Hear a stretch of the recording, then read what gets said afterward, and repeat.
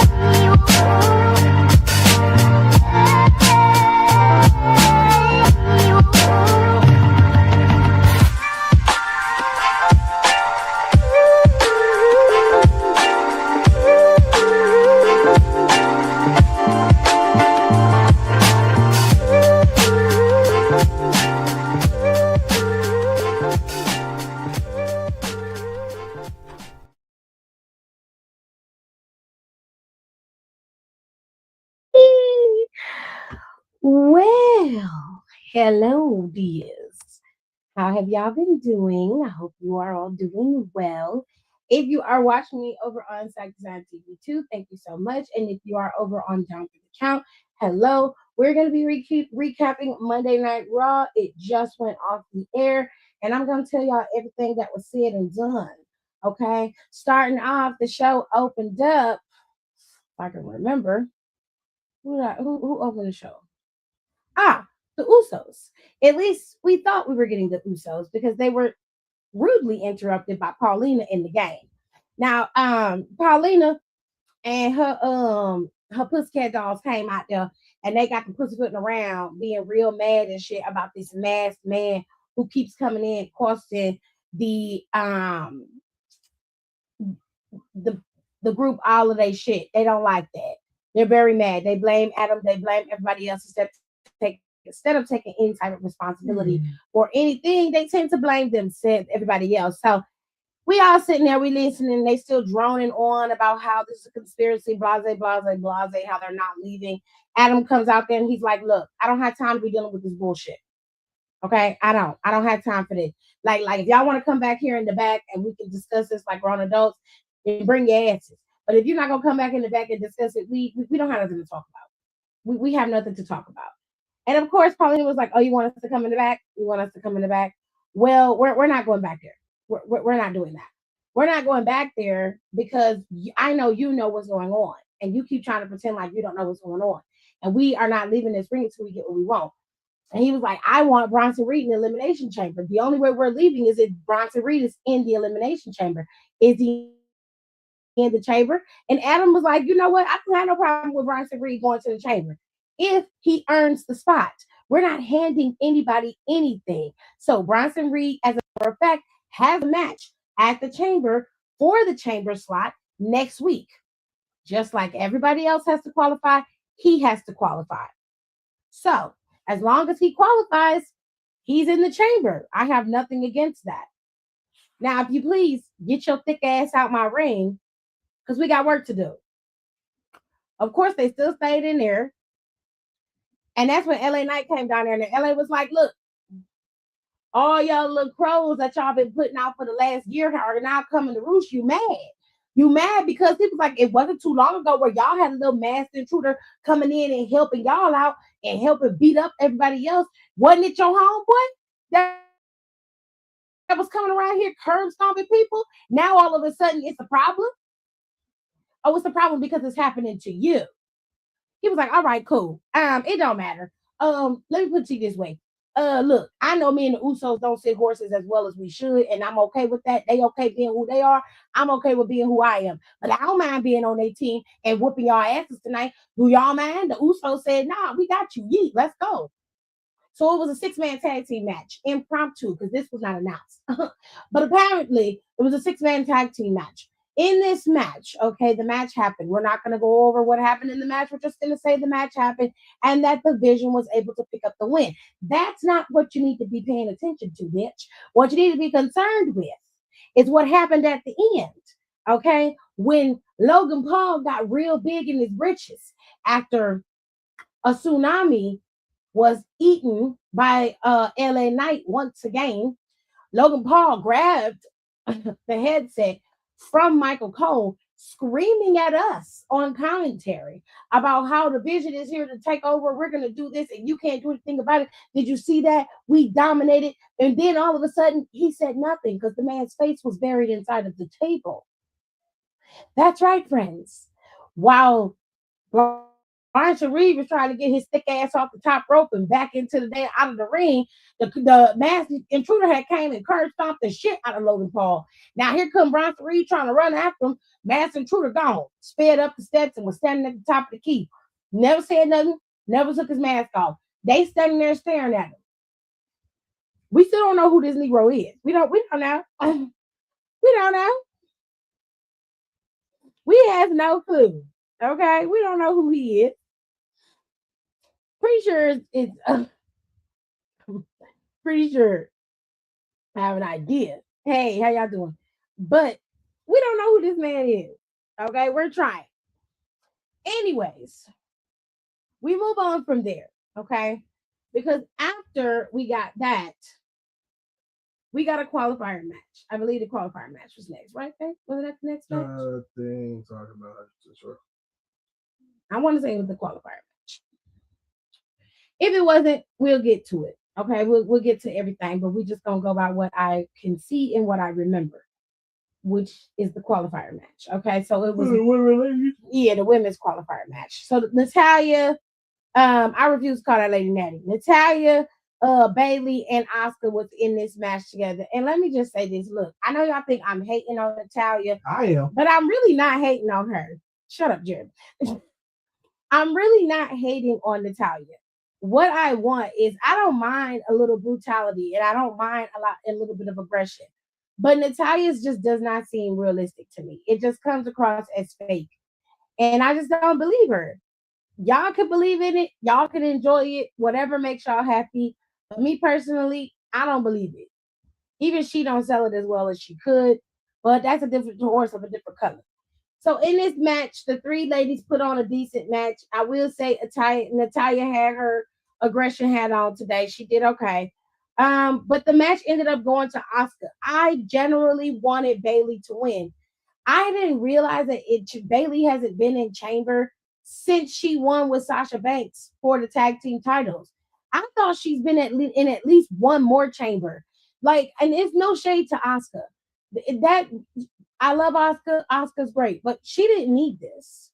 And they have enough stars in the Chamber now where you can balance it. Bayley's a star. Put her in there. I don't understand why you gave this to Asuka. I'm not quite sure, but I don't think that match was booked properly. I don't like it. I wouldn't have given it to Natalya. No way. She was heavily protected, but because she didn't eat the pin, Bayley ended up tapping out in this match, which sucked even more because I didn't like that at all. I was pissed about that. I really, really wanted Bayley to advance in this tournament, and she didn't. So we gotta wait around again for when Bayley has her time. But I feel like the Elimination Chamber was a perfect chance to give Bayley to really show out the way that I know she could show out. And that just sucked. That sucked to watch. So, anyways, we're not gonna talk about, but Natalya ended up getting attacked. So to go back to Natalya and them, Natalya ended up getting attacked by Maxine, which is rightfully deserved because Natalya is on some bullshit. I don't know what you're talking about because when the bitch got in the ring, she got all up in Asuka's face. So much so she got Asuka's makeup on her face. And I was like, girl, what the fuck is wrong with you, ho? Is you cool? Is you cool? Girl. Anyways, Liv Morgan crying ass was in the ring.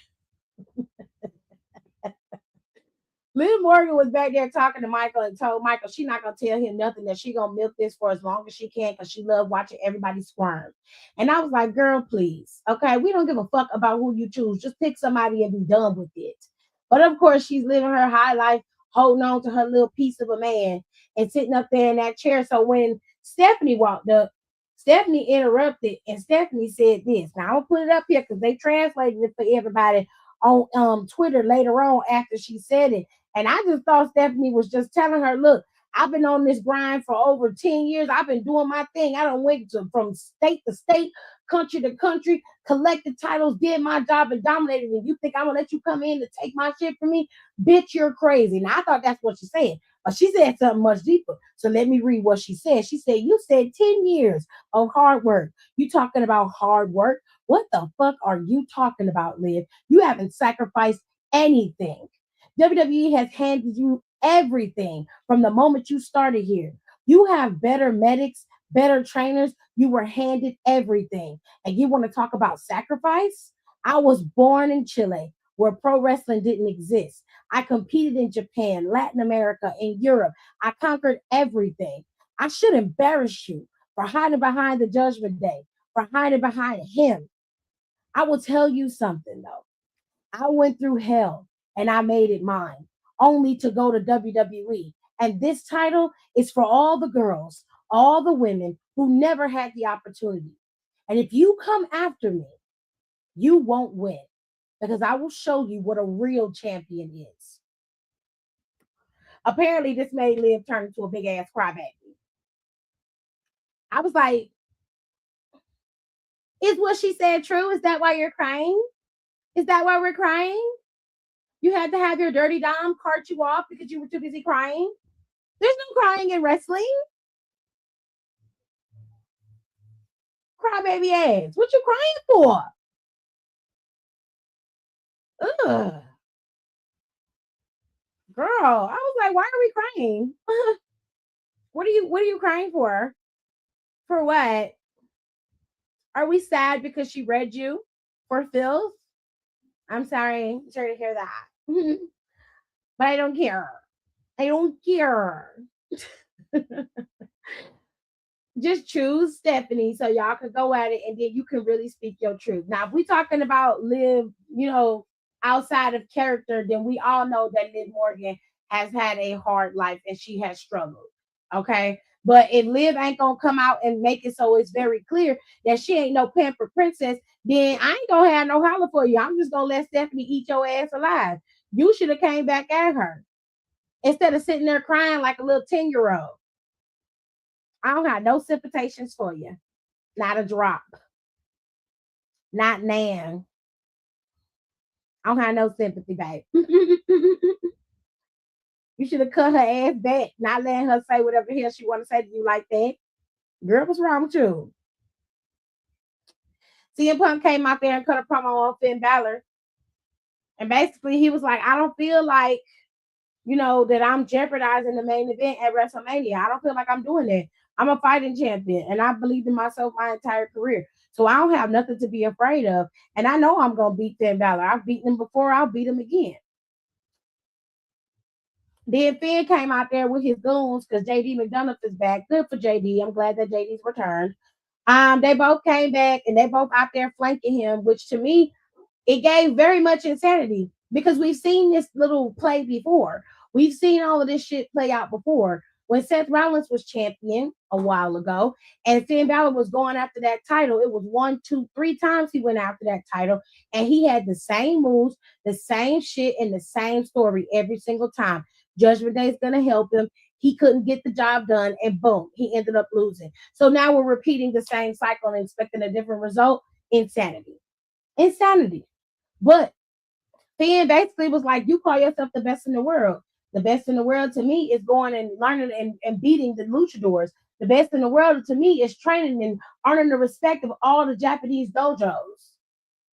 So if we're going to run this down and make it very clear, if we're being honest, by that definition alone, I'm the best in the world. Okay? And you're just somebody holding my belt. And he was like, and when I beat you in Chicago, it's going to be proven that I'm the best in the world. And he said, not only is the main event not in jeopardy, it's going to be improved because I'm going to be in it. And I was like, okay. So CM Punk was like, you know what? The reason why I hunted you down and gave you the opportunity that you rightfully deserve, because you once were that one guy. He said, let's keep it clear. He said, all those things you mentioned, all those things you did, yeah, you did them. I don't take that from you. But if I recall, you did them by yourself. I don't understand why you have JD McDonough, big bobblehead, and you've got little baby Mysterio out here with you for what? He said this whole time you've been in Judgment Day, instead of theory, it would mean that you would have elevated them. But it just seems that Judgment Day is dragging you down to their level. He was like, look at you. Your homeboy got 2 titles.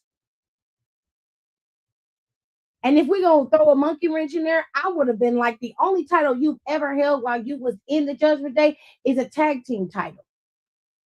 And every time you've gone after a singles title, what happened?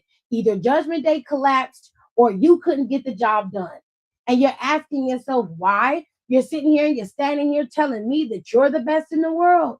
Please. Please. Well, he said, you know what? It's cool. Because I know what this is. He said, you're trying to convince me that you didn't come out here and plan to jump me when you got these 2 goons on your side. All right, cool. So CM Punk turned around, put his back to Finn Balor, and he was like, so go ahead. Go ahead. Do what I know you're going to do. Be the man that you become and not the man that you should be.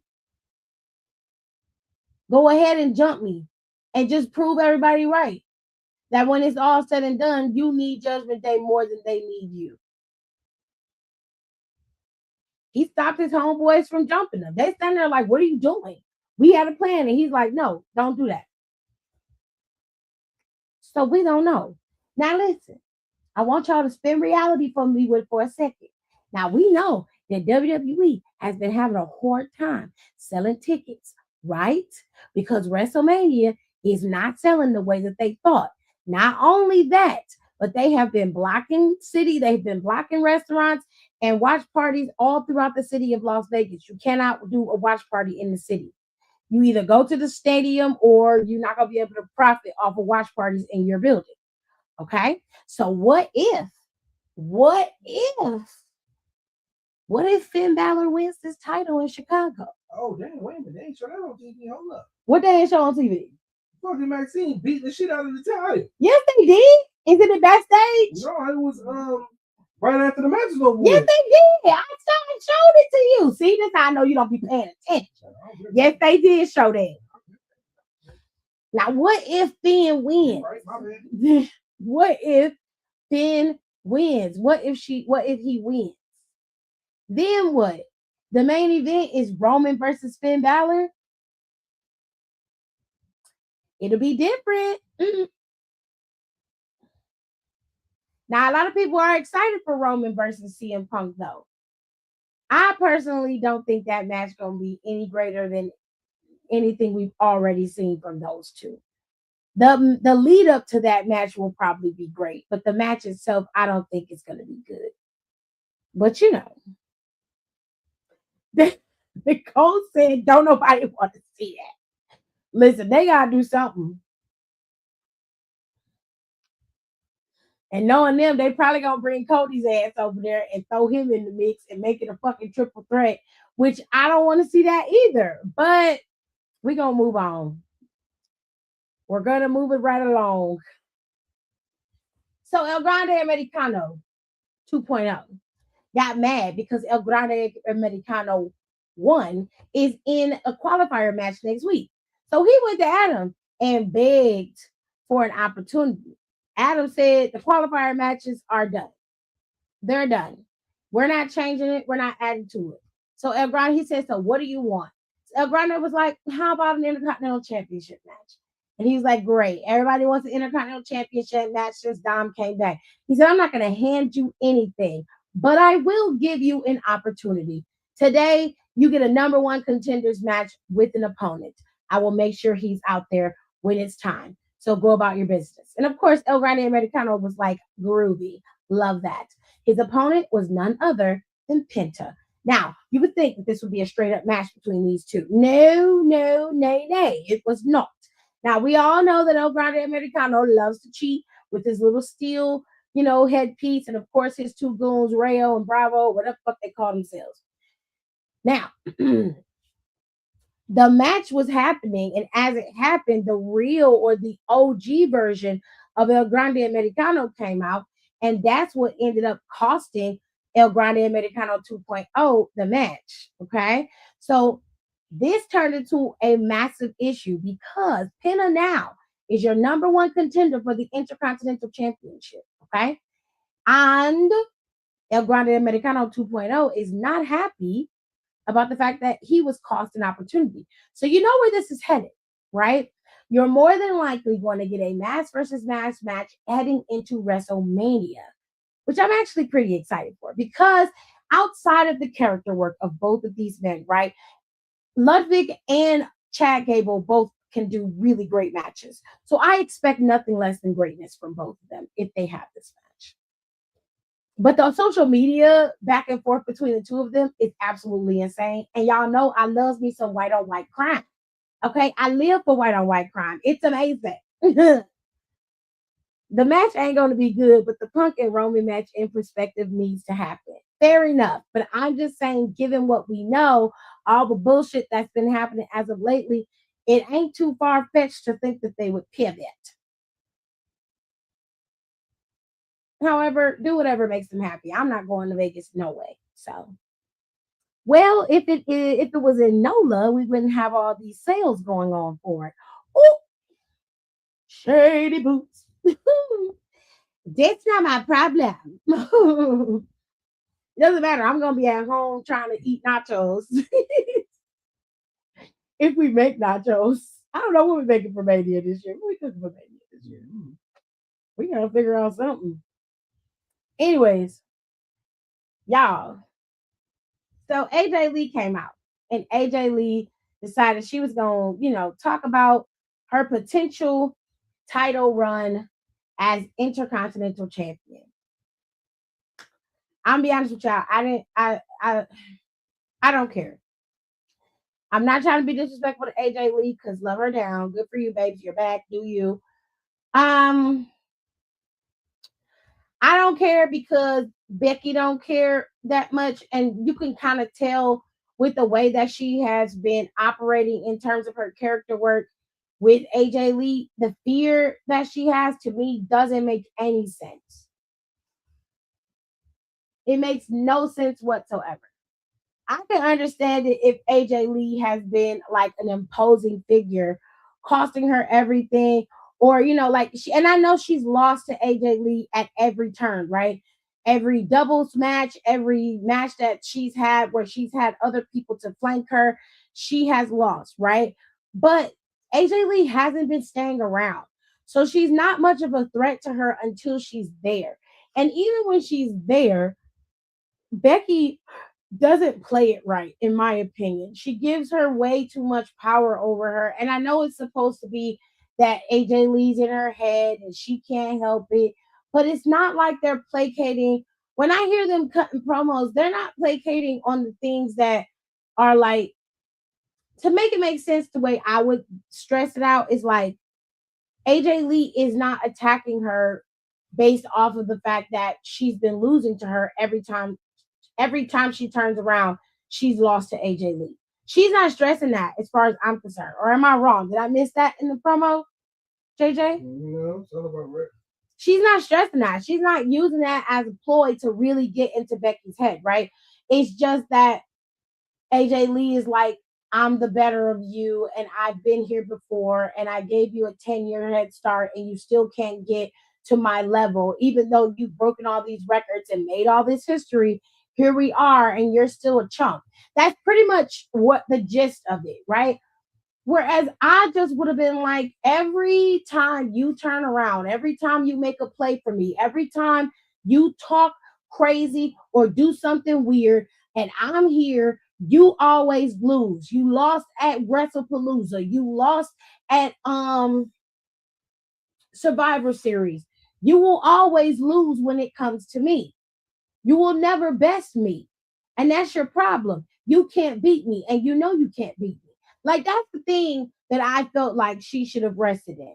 And I understand AJ Lee has a lot of back and forth, right? She's like, I'm coming back and I'm proving to myself that I could do this and I haven't lost a step and I know I can get this done, right? I get all of that. No shade, I'm cool on that. Right. I just wish she would have leaned more into the fact that Becky hasn't beaten her since she got back, which is true. She hasn't. You know what I'm saying? Then Becky came out there and was talking shit, basically told her she been doing nothing but writing comic books for 10 years and they ain't nobody buying them. And I was like, that's fucked up. I was like, anybody buying your comic books, girl? Are they slop? Anyways, AJ was like, you can bring your ass in the ring then and we can just fight. We don't even have to worry about no titles. Because I know we got a title match at in Chicago, but what about us just brawling right now? I slap you in your shit and you try to compete against mine. Let's go. What's up? And of course, Becky was just standing there, acting like she wanted to punch her in the face, giving all these hard faces and wasn't doing nothing. She was like, come on, Becky, I'm right here. Put her hands behind her back and everything. And sis couldn't do it. And here's the thing. She would rather talk a bunch of shit than to just fight the girl. I would have slapped the shit out of her. She put her face out there. I would have slapped her. She didn't do that. It just the optics of it, the unnecessary not selling of it is making me lose interest. And as while I understand that this is something that they're really looking forward to, this looks like a match that probably is not going to end at Elimination Chamber. They're probably going to have AJ Lee lose on some fluke bullshit with Becky, and she's going to end up going after her at WrestleMania for that title again. And I'm just over it. I don't know. I'm just over it, and I just generally don't care. I just don't. Now, I don't think I missed that else. I think I covered everything. Final match of the night was Elimination Chamber qualifying match. Just to give you the once over logistics, to be fair, Javon Evans, Gunther, and Dom is a rag'em tag'em mix of people to put in a match. Okay. Dom was barely in this match until towards the end. But Javon Evans worked both of these men. He worked with Gunther heavily. He worked with Dom heavily. He did everything he could to make the match worthwhile. Where the match turned is when Gunther, thought he had control of everything because Dom kept trying to cheat, had that ring bell hammer in his boot. He tried to pull it out again, and that's when Gunther took the ring bell hammer out of his hand. Just before he could use it, he got busted in the face with the bell by none other than y'all undead king Dragon Lee. Okay, because a few weeks ago that nigga was hanging by Gunther's bicep dead. Okay.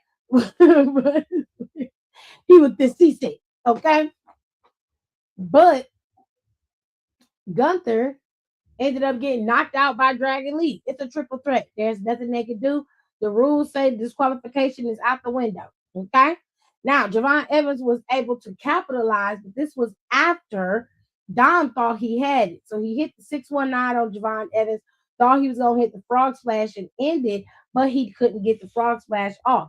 Javon moved out the way. He was able to get up onto the top turnbuckle and hit the OG cutter for the dubs. Javon Evans has qualified for the Elimination Chamber. Yes, ladies and gentlemen. Our nephew is in the game. Now we got a high flyer and we got 3 technical ground and pound wrestlers. So let's get into the Elimination Chamber as we know it. AJ Lee will face off against Becky Lynch for the Intercontinental Championship at Elimination Chamber. And currently, right now, these are the 3 women who qualified, including Asuka, Alexa Bliss, Rhea Ripley, and of course, Tiffany Stratton. Then for the men's championship, Finn Balor will face off against CM Punk for the World Heavyweight Championship. And then in the men's elimination chamber, we have Cody Rhodes, LA Knight, Randy Orton, and Javon Evans, who have qualified for the chamber. Are we excited? The prayers of the saints changed from regularly okay. Brought him from the dead, child. Okay. So, ladies and gentlemen, your chamber has been set. We have two more qualifiers. Okay. So, Friday, we have a qualifying match with Charlotte Flair, fuck ass Kiana, and we got another one. Who is in that qualifier match on Friday? Oh,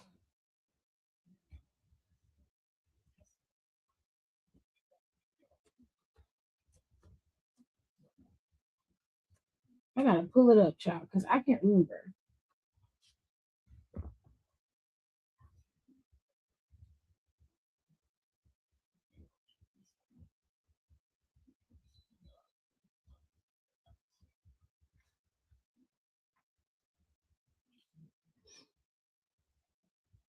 Okay. So Friday's matchup is Charlotte Flair, Nia Jax, and Kiana James. They will qualify, all potentially qualified for the Elimination Chamber. And on the men's side, you have Carmelo Hayes, Trick Williams, and Damian Priest, who will be competing for the men's qualifier. Then on Monday, we have a qualifier match with Bronson Reed. Oh, it's Bronson Reed, Jay Uso, and somebody. Who is that third man? Uh, my brain. Work, goddammit. Anyway. Okay. It's Jay Uso, Bronson Reed, and OGL Grande Americano. And then for the women, you have Io Sky, Raquel, and Kyrie Sane. Those are the last of the qualifiers. Second to last, because Friday they should have one more set of qualifiers because we'll be heading into Elimination Chamber by then. Next weekend. Yeah, it's next weekend. So, also, it's F. Kevin Nash today for speaking on nephew Javon like that. Yeah, so Kevin Nash. Jalen Terry, thank you for bringing that up, sweethearts. We're gonna get to Kevin. We're gonna get to Kevin. Now, Kevin, listen. Usually, you don't really say nothing weird, but you out here being weird. Okay. You're out here being weird. Let me show y'all what he said. That way I don't have no misappropriations going up in here.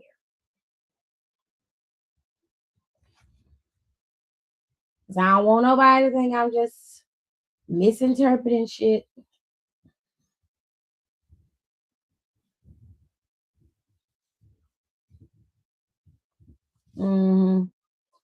Hold on. Make sure I get it right. What's this? Oh, it's Rey Mysterio that's gonna be on the Cody show. Interesting.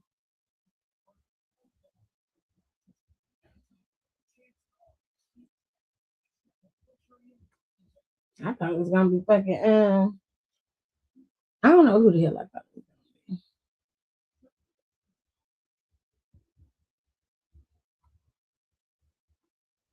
But hold tight, y'all.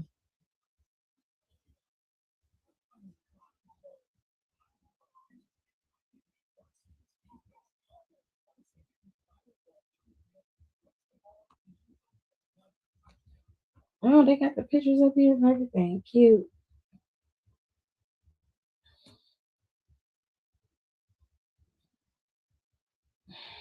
Let's get into Nash though. He made some comments on a podcast about Javon Evans, referring to him as Mr. Bojangles, saying that he wasn't urban enough for him. which I don't know what all that means, but sure, go off.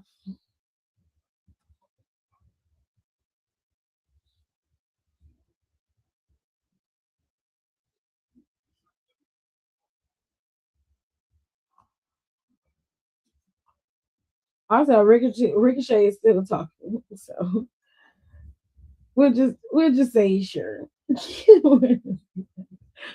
We'll just be like, yeah, sure, whatever makes you happy. We haven't seen Royce Keys either. Where is he?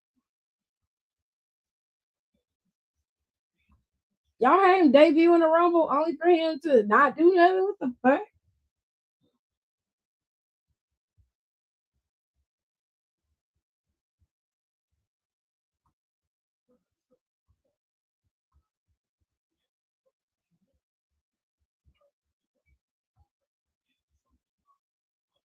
Stephanie been champion for a year. Wow.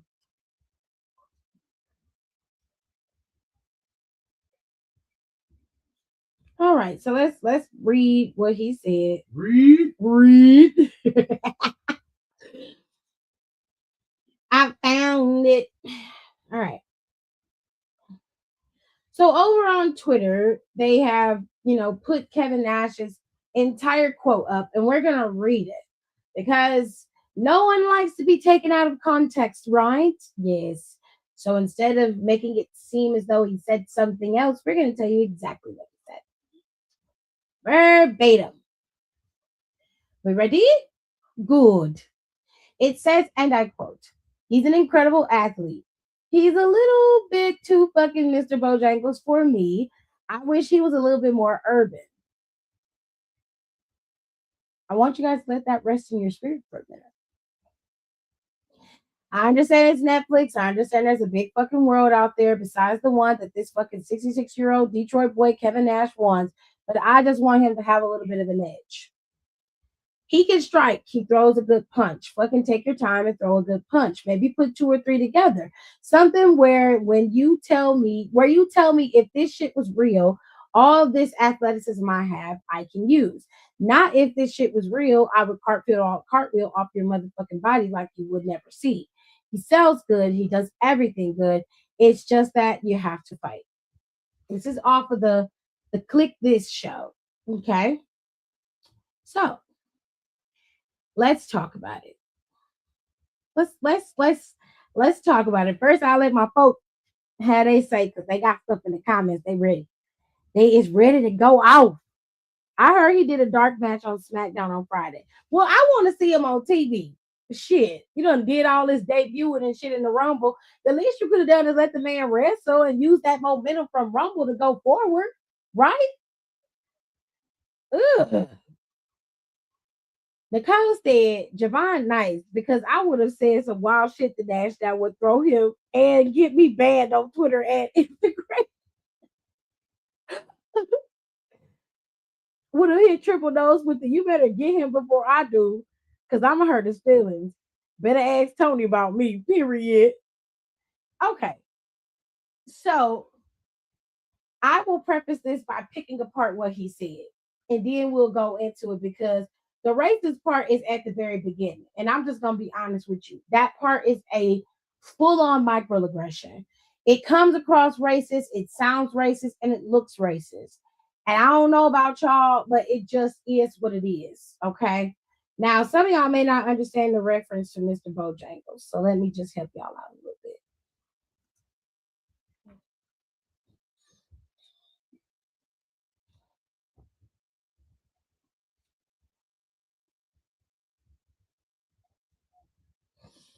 Let me just pull it up so y'all can see for yourselves. Okay, hold on. Time for a history lesson, loves.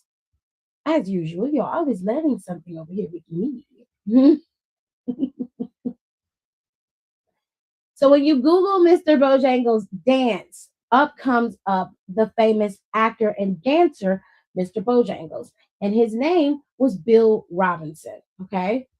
And Bill Robinson was an American top dancer, actor, and singer, and he was best known and most highly paid Black entertainer in the United States during the first half of the 20th century. His long career mirrored changes in American entertainment taste and technology. Okay. Hmm.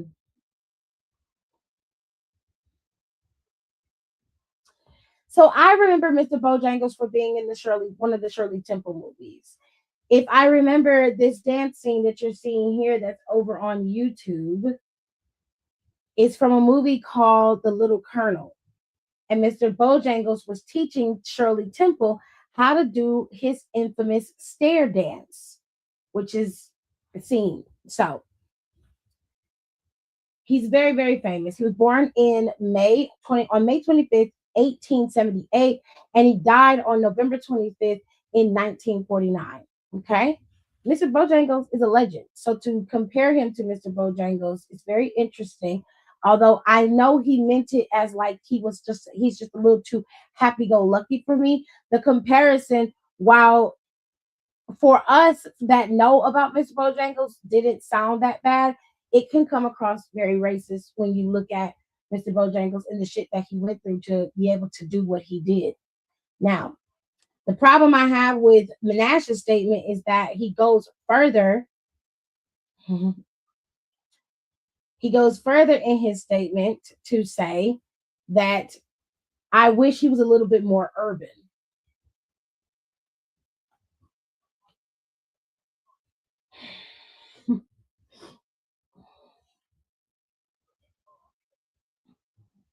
I don't know what all that means, but I'm just gonna take it as this is some bullshit. Okay. That's what I thought. I know I'm not crazy. So he wants to be more and wants him to be more thuggish. That's what I think when I hear urban. The urban can be described in many ways. I mean, you could say thuggish, you can equate it to black, but when he says urban, I always equate it to niggerish, hood, harder. You want to be angry. And that's a thing that I see being thrown around when it comes to a lot of black wrestlers. Everybody not gonna be Mark fucking Henry. Exactly. I tell him, worry about that plot you had to dig up. So play somewhere safe because I'm not. Oh shit. Like Kevin, please sit your big and tall self down somewhere, child. Here's my problem. I wouldn't have had an issue with this statement if he said, I want him to have a little bit more edge to him. I want to see what he can do when he's got a little bit more aggression. That's different. Even though I don't like the fact that black men are always pigeonholed into one little box. Black men have to be perceived as angry. They have to be perceived as aggressive. They have to be perceived as big, burly attackers. They are never allowed to be seen as black, happy men. And they did this same shit to New Day. They did the same shit to Kofi. Y'all ran Kofi's ass out of that championship.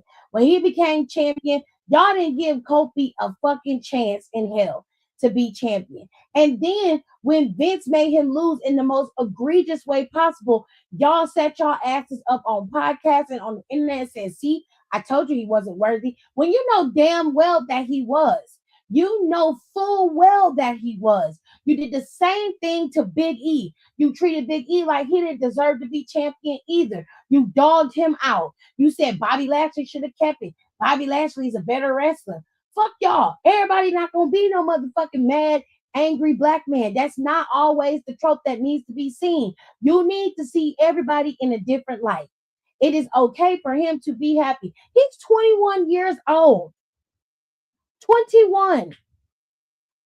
And he is living a dream that most people could only fathom. They could only think about.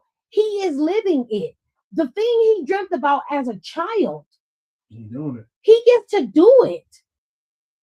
In the days of his time, in the time he gets to do it at his prime. In his youth, he gets to do it. Do you know how rare that is? Do you know how rare of a gem you have to be where you get to live out your dreams even right after you've dreamed it? Mm-hmm. You're in your 20s doing something you dreamed about doing since you were a kid. Do you understand how rare of a gem that is for you, for any human being? And for that boy to be able to do that, and you sit your big Frosty the Snowman looking ass up on the goddamn podcast talking shit when you done already smoked, drugged out, and did your motherfucking dreams. Now, what we not gonna do is drag this boy down because you don't like what you're seeing. If you're not okay with Javon Evans as he is, that's fine by me. But if your ass can be okay with Dom Mysterio walking around with a 30-inch bust down mullet, walking around pigeon-toed with his fur boots on, coming out there, jumping off the top rope and doing all the shit he doing, you could be okay with Javon Evans. If you could be okay with Vanity Project and their terrible haircuts, their haircuts are horrible. If you're all right with Vanity Project and their bullshit, then you could be okay with Javon Evans. Stop fucking playing with me. Leave that boy alone. And when it's time for him to show you depth, he will show you depth. He just got there. You do not put those requirements on anybody else. And the only reason why you ain't said shit about Obafemi is because Obafemi gives you the edge that you're looking for. But that's the bullshit I'm talking about. Everybody don't need to be an Obafemi. Everybody don't need to be a motherfucking Mark Henry. Sometimes it's okay for them to be who they are. And Javon Evans ain't trying to be nobody but himself. And all you motherfuckers who keep saying that he needs to do this and he needs to do that, you're weird. You're weird because your requirements aren't placed on anybody else. You only do that to black people. And that's the strange part. Y'all do it to Bianca. You do it to Naomi. Y'all didn't give Naomi no respect until she went heel. And that's crazy to me. Because the skill didn't change. The wrestling didn't change. So what are we talking about?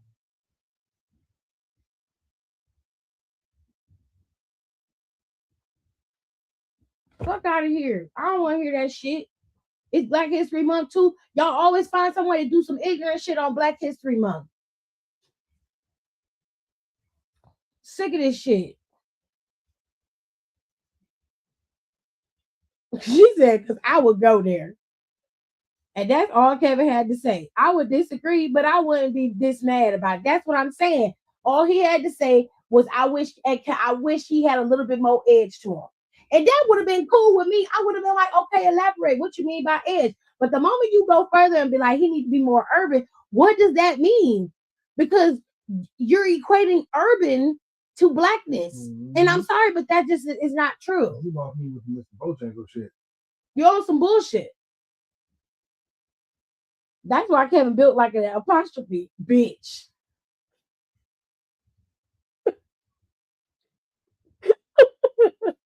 Just saying. I didn't think about what an apostrophe looks like.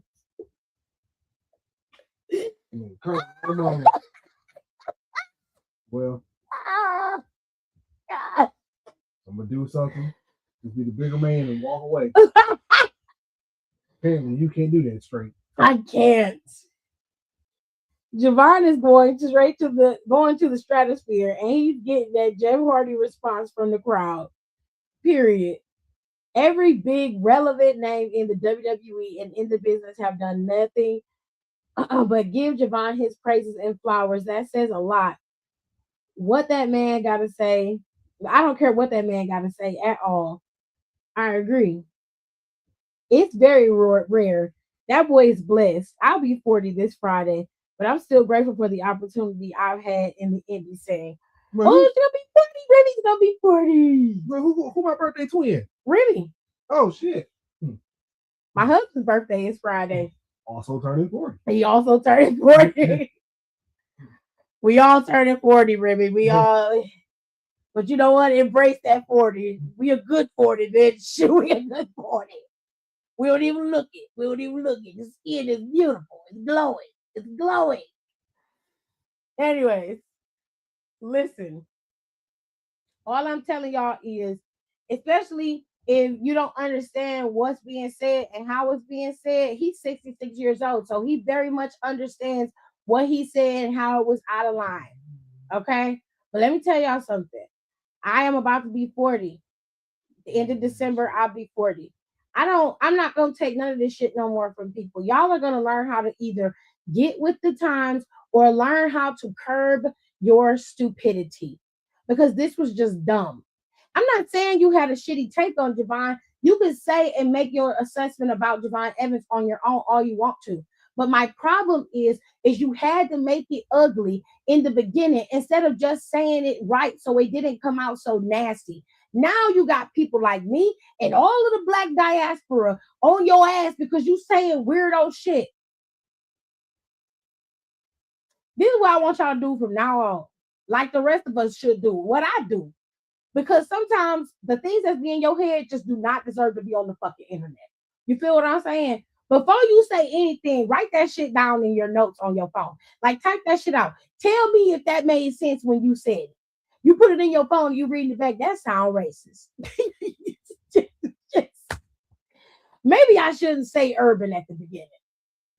Yeah, I'm just gonna say he needs to have an edge. Like really run through the script. You know what I'm saying? Really check and see if your thoughts are really valid. Because that is how it's not a political correctness. Because some of y'all are weird when it comes to that. Y'all be like, oh, y'all just want me to be politically correct, and I'm not trying to do that. No, because our politicians are not politically correct. The fuck I want you to be that for? If I wanted you to hurt my feelings, I just tell you to tell it to me straight. What I want you to do is act like you got some goddamn sense because I don't sit up and think of ways that I can say things that are racist against you. You're referencing a historical figure to this young black man for what? I need to understand why you're correlating Mr. Bojangles with Javon Evans. Is it because he's a happy-go-lucky person? Because he smiles all the time? Is he supposed to be angry all the time? Is he not supposed to have a smile on his face and enjoy the life that he's been able to curate? At 21, he's been able to curate this. Because I know damn well your ass wasn't there at 21. Because if you were, you'd be dead. I'm just going to keep it real with you. You would be deceased. Okay? Because you wouldn't be able to survive it. You just wouldn't. He said, birthday twins. He said, hey, we look good as fuck. and do. I would have went to Hunter and told him to get his friend, period. As my grandma used to say, don't let everything that comes to mind proceed from mouth, period. Right. Because it's word vomit at this point. And you could have saved yourself a lot of trouble just by going over what you're saying in your head or just writing it out. Like, I'm not even trying to be funny. I'm dead ass serious. This was stupid. And it didn't even have to be that dumb. It didn't even have to be this racist. You could have easily just said, I want Javon Evans to have more edge to him. I want him to be more aggressive when he throws his strikes. He's good at throwing strikes, but sometimes I just need to have a little bit more oomph to it. You know what I'm saying? So it looks cleaner. It looks like it's realistic. It looks like if this boy was in a fight in the street, he'd be throwing hands. He'd be whooping ass. That sounds different, doesn't it? It don't sound like I need him to be a nigga. I need him to be a plain, flat out nigga. I don't want him to be no Sambo ass, tap dancing ass nigga. I don't like that. Give me a raw, hood, country born, fed nigga. Because that's what I heard when I heard him say Mr. Bojangles and he needs to be more urban. That's what came in my mind. Am I wrong? I'm wrong for that? Maybe I'm wrong. No, that's what I thought. That's what I thought. I need him to be more niggerish.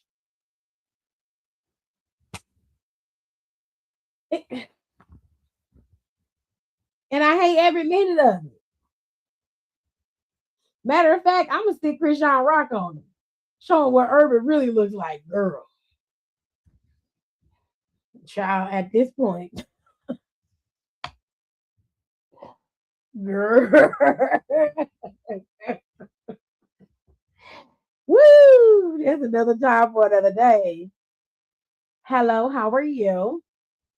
I will tell y'all this. I understand that he's older, but that's no excuse. It needs to be curbed. You can say whatever you need to say about a wrestler and assess them without going in on their race and making it racial. He made it racial from the very beginning, and he didn't have to. I have easily reworked his entire sentence by just saying, I want the boy to have more edge to him. cut out all this bullshit and filler he put in there and got straight to the point. It's not hard to do. But still, here we are. It is 2026, and you motherfuckers cannot get y'all shit together for nothing. I don't give a fuck about you being 66 and being from Detroit. The mere fact that you're from Detroit should make you at least have some fucking respect for black people. But again, here we are. And it's Black History Month. And you can't get your shit together for nothing. Now, if you just now coming in and you don't know what's going on, Kevin Nash got on the internet and basically said, okay, that Javon Evans is too fucking Mr. Bojangles for him, and he wished he was a little bit more urban. He said, I understand it's Netflix. I understand it's a big fucking world out there besides the one that besides the one that fucking 66-year-old Detroit boy Kevin Nash wants, but I just want to see him have a little bit more of an edge. He can strike, he throws a good punch. Fucking take your time and throw a good punch. Maybe put 2 or 3 together. Something where you tell me if this shit was real, all this athleticism I have, I can use. Not if this shit was real, I would cartwheel off your motherfucking body like you would never see. He sells good. He does everything good. It's just that you have to fight. That's what he said.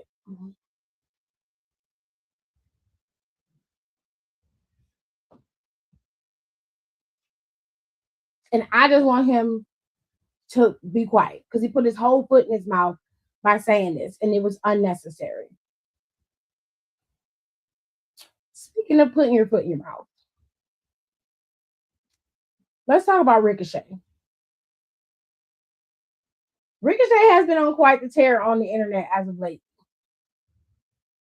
And he recently put out a statement about Finn Balor, Shinsuke Nakamura, and I want to say it was a third person that he had on there, and I don't remember who that person was.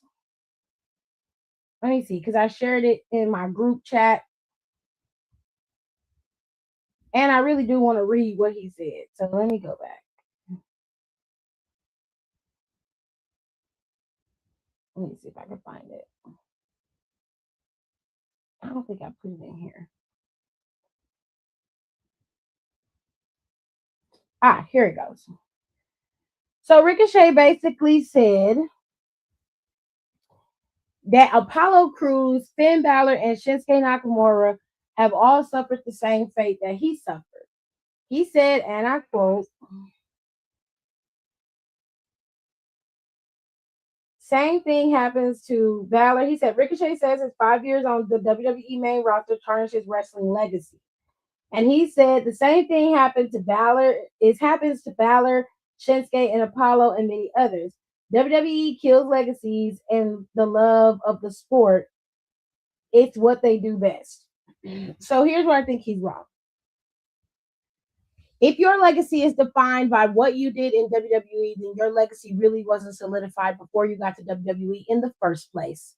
My problem with Ricochet is he sounds like a bitter ex. And while I understand that he has a right to feel however he feels in terms of his time in WWE, I have no issues with that. Talk your truth. But when you speak on other people's careers and how you equate them to yours, you have to know that you are far behind all of them, even before you got to WWE. Without Finn Balor and the Bullet Club, a lot of people that people idolize and love probably wouldn't be at the top of the mountain right now. Finn Balor is the one who set forth a lot of people's careers, including one of your favorites in Cody Rhodes and in Kenny Omega. Without him and the initiation of the Bullet Club, there would be no slot for the Good Brothers, for AJ Styles to come into New Japan and take over. And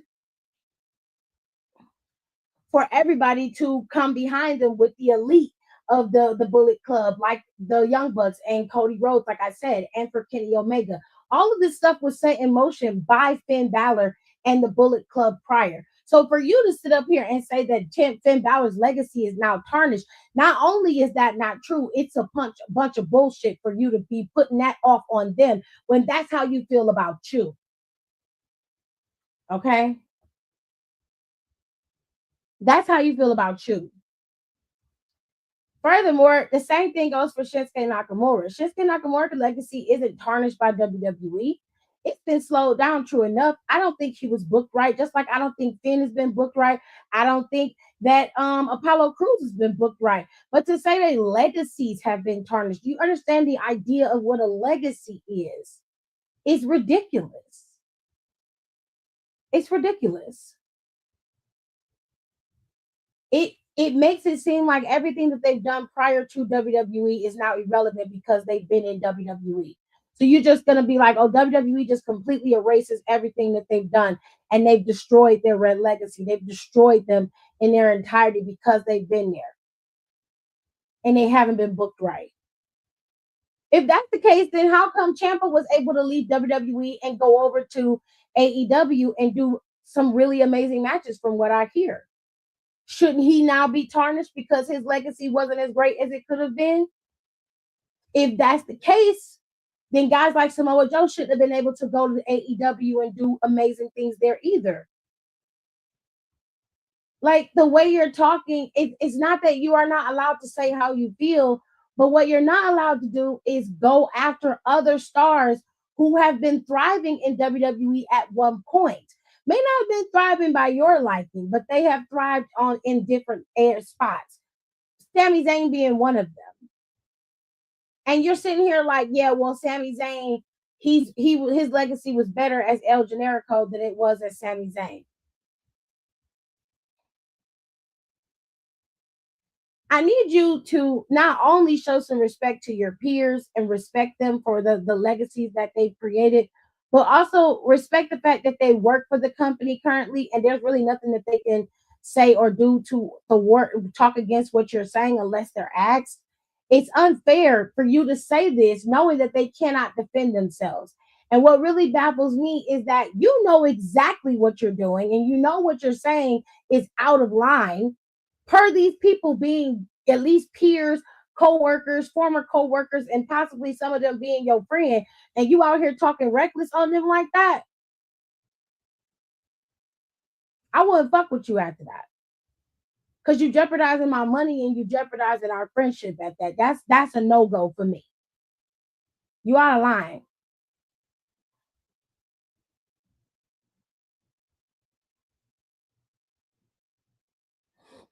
So I'm about to throw my hat up. And it's simple like they did in Montgomery, Alabama. Because what? Well, thank you. I appreciate you. I don't know. You're going to have to go call them, baby. I don't know how you get in there. I think he's mad because his career has gone missing. And no one wants to put up flyers to find it. Ooh, child. And here's the thing. When Ricochet got to AEW, he was booked relatively strong and he got to do some really great things. And now he's a champion. But he's being booked. Is he being booked okay now that he's a heel? I guess you could say that. But given from what I've seen, Ricochet hasn't really been on TV that much as of lately. I know that he's on Ring of Honor, I believe. Somebody please correct me if I'm wrong. But I mean, he got a strong booking and then it slowed down. So what's the difference between his booking as Intercontinental Champion and his booking in AEW? What's going to happen in AEW is the same thing that happened in WWE. Eventually, they're going to lose interest in him because he's not bringing in the revenue that they thought he would. That's what happens with all the superstars that jump ship to AEW and vice versa. When you go to WWE, it's even worse from AEW.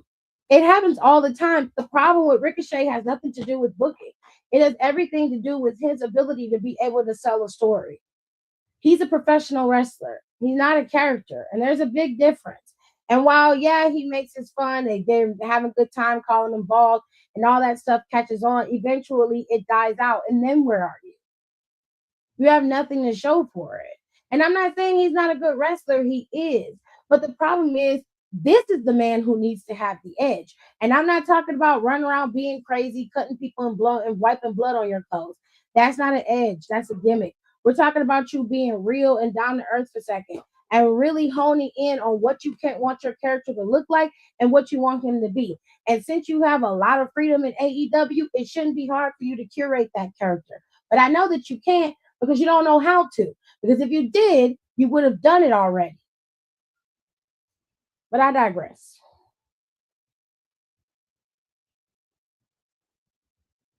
Go to Florida and talk. It's bad creative writing. Look, somebody else told me to apply for a WWE job because I had this idea and I'm gonna run it past y'all and y'all tell me if I'm wrong. I know some of y'all gonna disagree. But I need y'all to hear me out. It's a hear me out type of session. I need y'all to hear me out. So listen, I was talking to my friend and he was spitballing. He was like, WWE got to do something because things are not going great. And I'm like, I've always been an advocate of an off season when it comes to WWE. To me, WrestleMania should always be an end all be all, like the Super Bowl. The Super Bowl is an end all be all, is it not, Jared? Mm-hmm. Once the champions win, they're the champions. And then when the new season starts, the champions go into the season as what?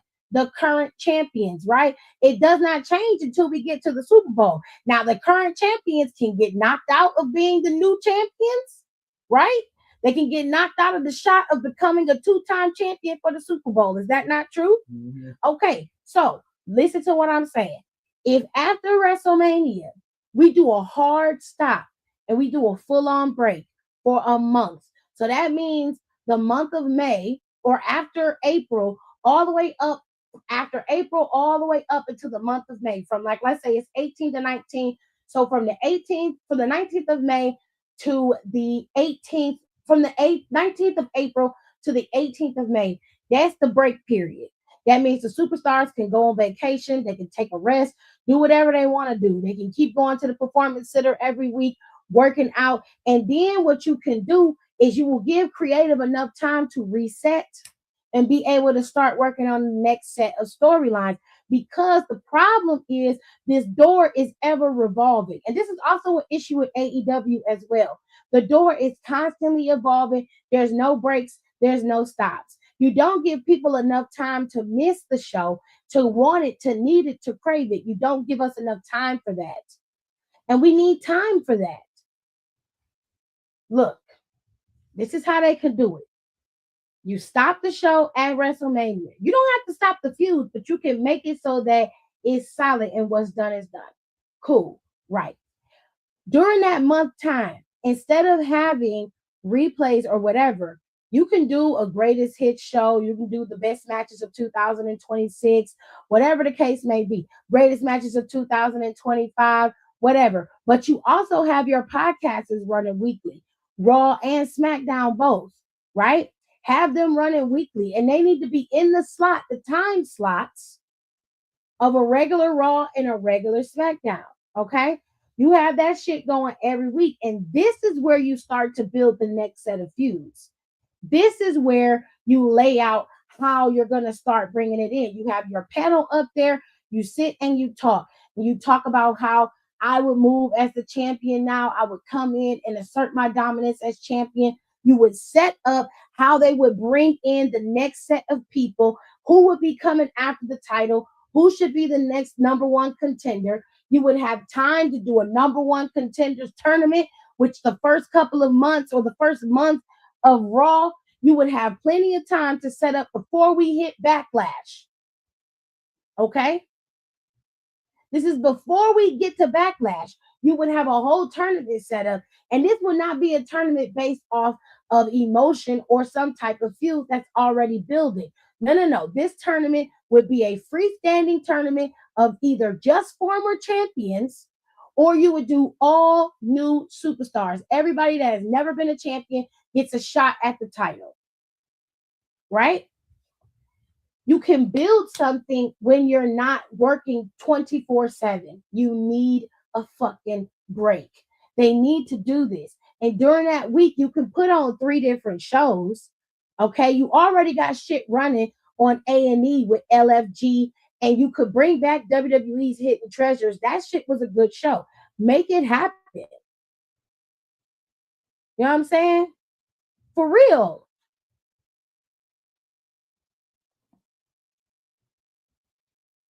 I'm not gonna lie. The only thing I truly remember from Ricochet was when the Trick and Mello was clowning him about holding the mic. Don't hurt yourself, dog. Stuck with me. That's crazy. It is because Ric Flair's over there, right, and everything. Uh, Ricochet's still mad that even in AEW, he's still treated like the Blue Power Ranger. Ooh. Question: are you in the biz? No, no, I am not. But I wouldn't mind to be paid to do it. I wouldn't mind the coin. The problem you have to bring the heat without politics. The problem you have to bring the heat without politics. No, they only want four-way matches. I disagree. I don't. You don't have to do it that way. There's all kinds of ways to skin a cat, my G. And at this point, their way isn't working. So fatal four ways don't need to happen. You can have it so that it's set up to it's a tournament, and each match is a qualifier, and you can do if you want to do a final fatal four way to determine who goes. Fine. But you can do 4 weeks of matches. The last match is the week of the backlash. The champion comes out, and you set it up. This could be the beginning of the feud, whether the champ loses or wins. It'll be the beginning of the feud, and you set forward with that person. You know what I'm saying?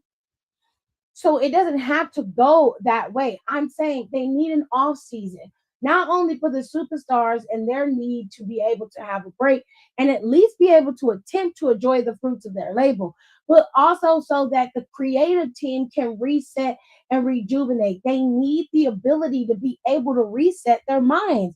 Think about us as fans watching this every single week, right? It's got to be 50 times harder as a creative writing team to try to make this shit work. Like your brain is on constantly on power mode 24/7. You don't have a chance to really sit down and just think. I don't have to do this for a living. So it's easier for me to come up with a solution to the problem. Plus, I'm on the outside looking in, and I have a little bit more foresight and discernment than most people do.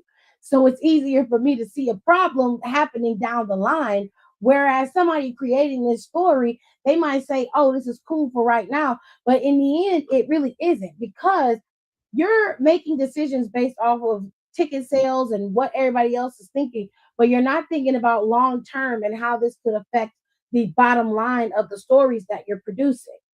Your only concern is to make sure WrestleMania is a banger.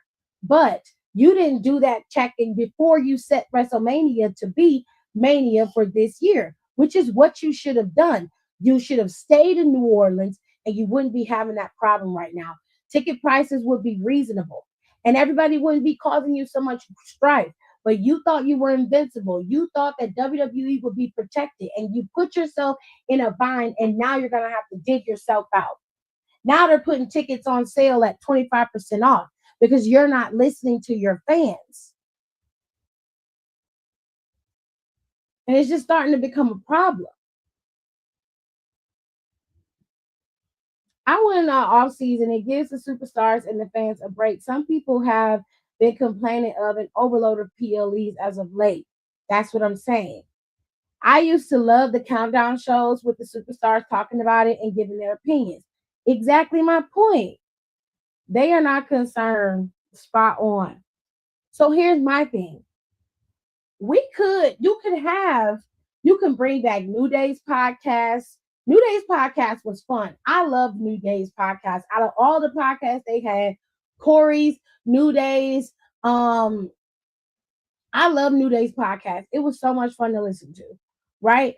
And like I said, it's an off season, so they can either do their podcast and talk about the fun stuff they did, or they can stay in full character and do the podcast and start adding fights. Like, and this is the thing. You can make this work because y'all already utilize social media to do everything, right? So you can do these podcasts, have people create feuds online and have them air their shit out on the podcast and be like, it's okay because on such and such date when we come back to TV, I'm gonna get your ass together. And let that be the catalyst.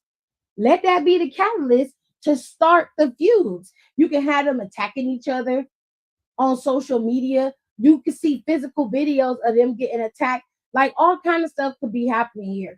And you really can make this shit work. But I'm just a lowly fan watching. I don't know. On that note, I'm gonna get my ass up out of here. I will see you on Wednesday when we talk about NXT. And of course, it's always Freestyle Wednesday where we talk about any and everything. I will see y'all then. I hope y'all enjoyed the show. I'll see y'all next time. Thanks for tuning in. Don't forget to rate, comment, and subscribe for more wrestling content. Check out our merch and consider becoming a member for exclusive perks, special emojis, and members-only content.